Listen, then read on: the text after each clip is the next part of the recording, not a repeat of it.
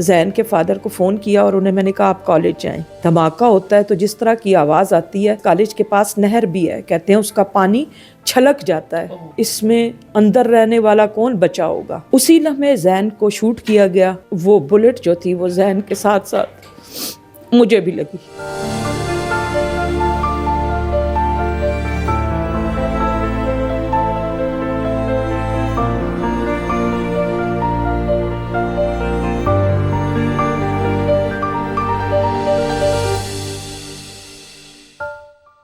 ناظرین اکرام، آج 16 دسمبر ہے.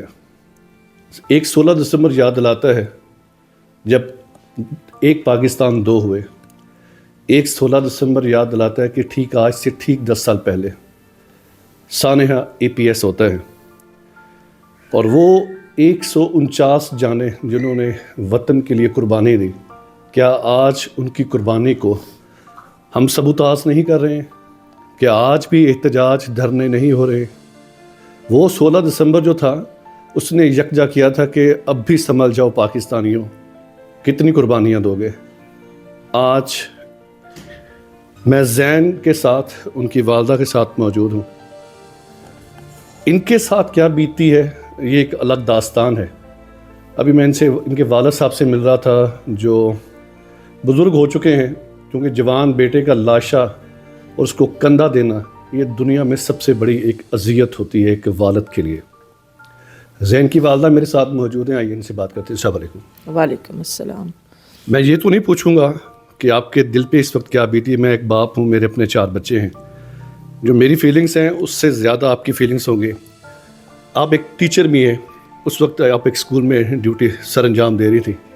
آپ ملک کی بیٹیوں کو سنبھال رہی تھی، آپ کا اپنا بیٹا قربان ہو رہا تھا. کیا احساسات تھے؟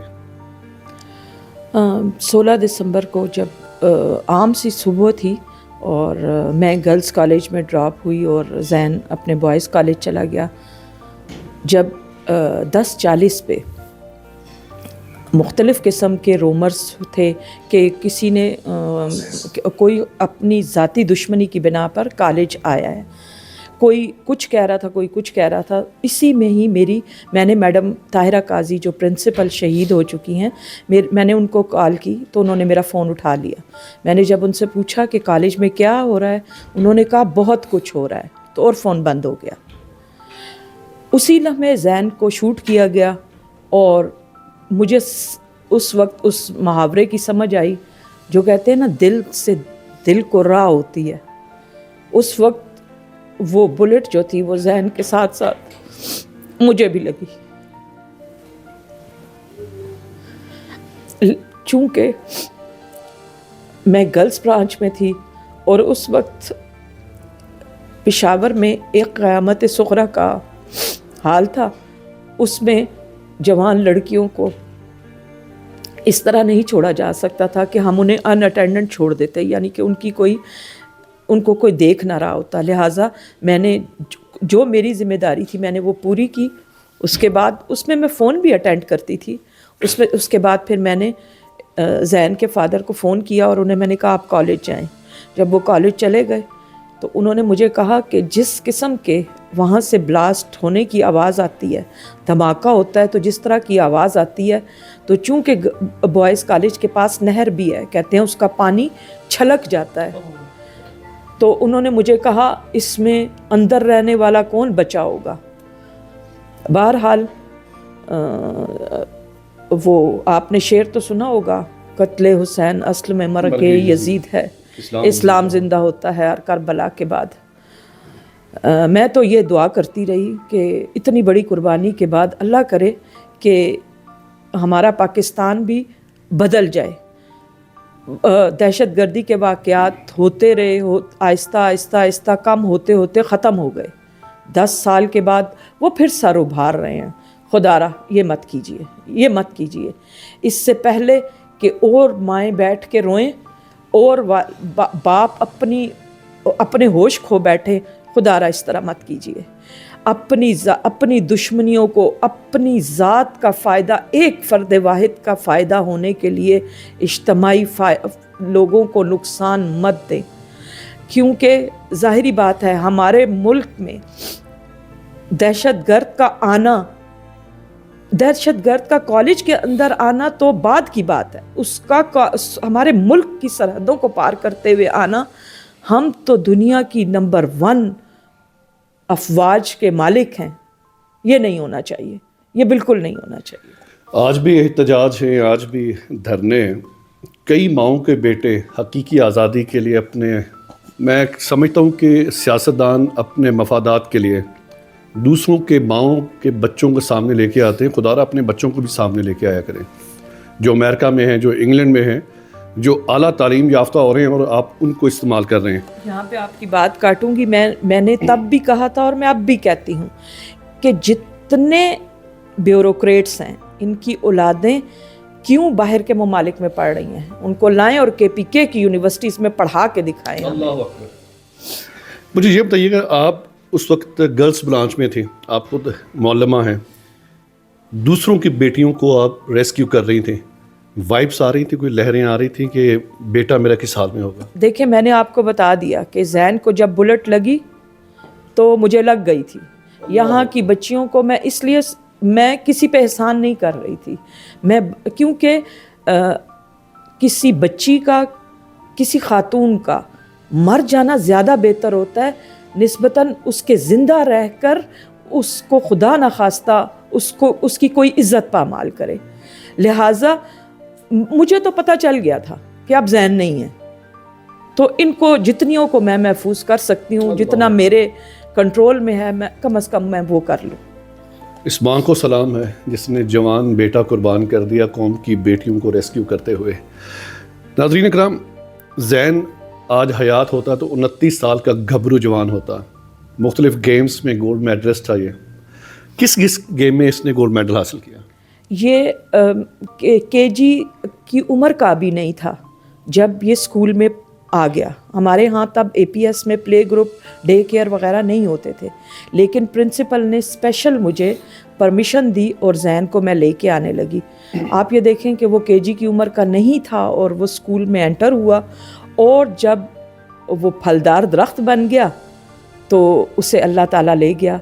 वो कौन सा इवेंट है ना जिसमें जैन आगे नहीं है।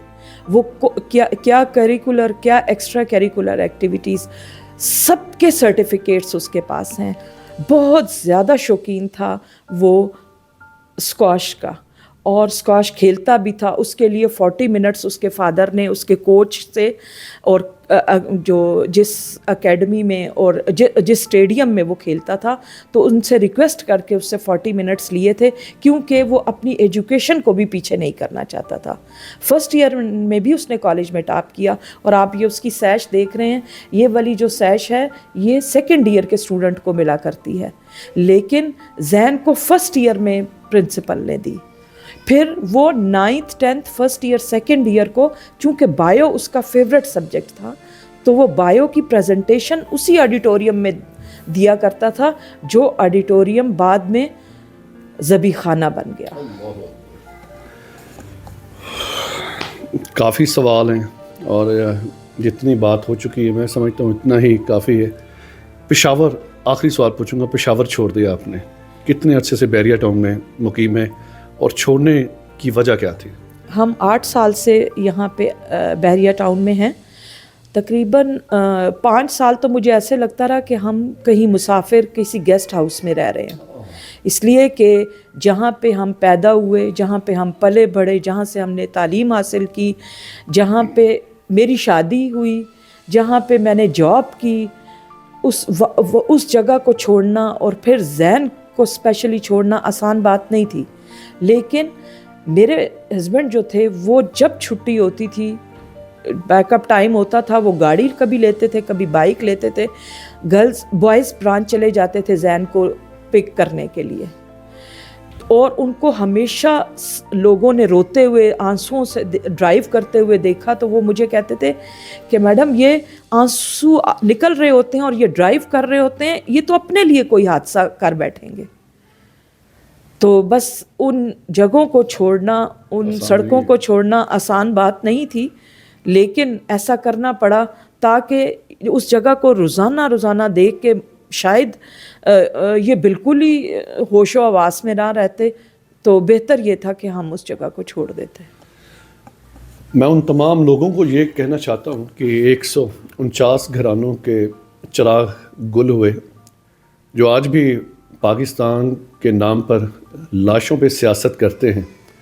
میں درخواست کرتا ہوں کہ اس ماں کے پاس یا 148 جو باقی گھرانے ان ماؤں کے پاس، ان والدین کے پاس لازمی جائیں، صرف 10 منٹ بیٹھیں، ان کی تکلیف کو سمجھیں.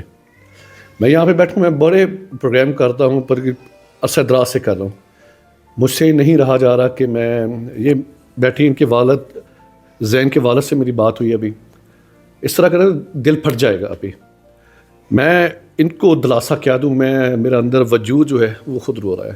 اللہ پاک آپ کو صبر دے. پروگرام کے آخر میں ہمارے حکمرانوں کو کوئی پیغام دینا چاہتی ہیں؟ میں یہ اپنے انٹرویو کے درمیان میں ہی کہہ چکی ہوں کہ خدا را اپنی سوچ کو اجتماعی بنائیں، انفرادی نہیں، اپنا فائدہ نہ سوچیں.